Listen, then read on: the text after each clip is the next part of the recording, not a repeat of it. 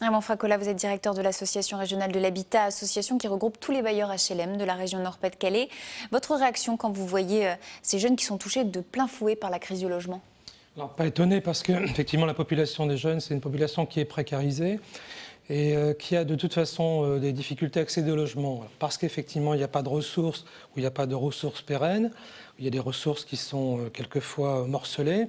Un jeune, ça peut être un jeune en stage, un jeune en intérim, un jeune en alternance, un jeune en CDD ou en plusieurs CDD ou un CDI.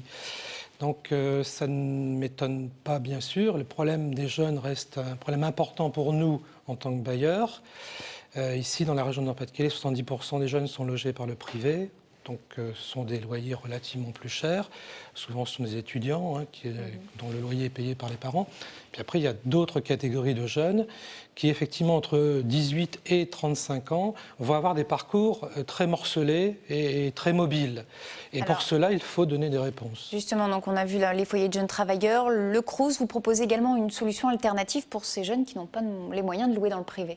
Oui. Ce sont les HLM. Vous dites que c'est aussi accessible aux jeunes. Alors c'est accessible aux jeunes parce que, en fait, quand on regarde sur 100 demandes, il y a environ 34 demandes qui émanent de jeunes de 18 à 30 ans. C'est pour ça que vous souhaitez communiquer, puisque les jeunes sont souvent... Enfin, ils n'osent pas demander un HLM? Absolument, parce que ça, c'est la demande qui est révélée. Puis il y a la demande, les besoins qui ne s'expriment pas parce que les jeunes vont difficilement vers le logement HLM. Les procédures en logement HLM sont compliquées. Il faut remplir des dossiers, il faut passer dans une commission d'attribution. Tout ça, pour un jeune, c'est compliqué, c'est lourd, c'est pas souple, c'est pas rapide. Et puis, on a des contraintes de gestion interne qui font que c'est un peu rebutoire.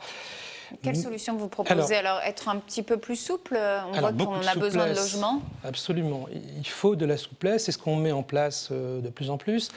La loi nous a donné la possibilité de faire des baux d'1 an. Donc des baux dans lesquels on peut effectivement prendre un bail de loyer puis le quitter relativement rapidement, sous 1 mois. Mais surtout, nous a donné la possibilité de faire de la sous-location. Nous avons dans notre parc des gens qui peuvent sous-louer une pièce dans leur logement HLM pour des jeunes. On peut faire aussi de la colocation. On en fait en transgénérationnel entre des personnes d'un certain âge, des personnes âgées et des jeunes.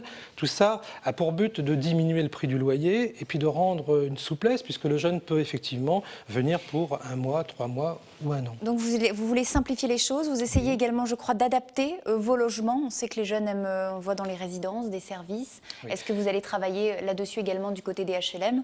Alors oui, il y a 2 pistes qui sont mises en place. Il y a les structures que vous avez vues, celle du Crous. Nous sommes producteurs de logements pour le Crous. C'est-à-dire que nous faisons des résidences avec le Crous étant le gestionnaire. C'est nous qui supportons souvent, le Crous également, mais on supporte l'investissement. L'important, effectivement, c'est de donner des logements qui soient des logements un peu plus de type studio, avec des services, à la fois du meublé ou du non meublé selon le choix, et puis des services où on peut effectivement laver son linge, avoir des petits services collectifs dans ces résidences. Raymond Fracola, dernière question, une question pratique. Il faut compter, on sait, entre 600 et 800 euros pour un logement de type F2 à Lille.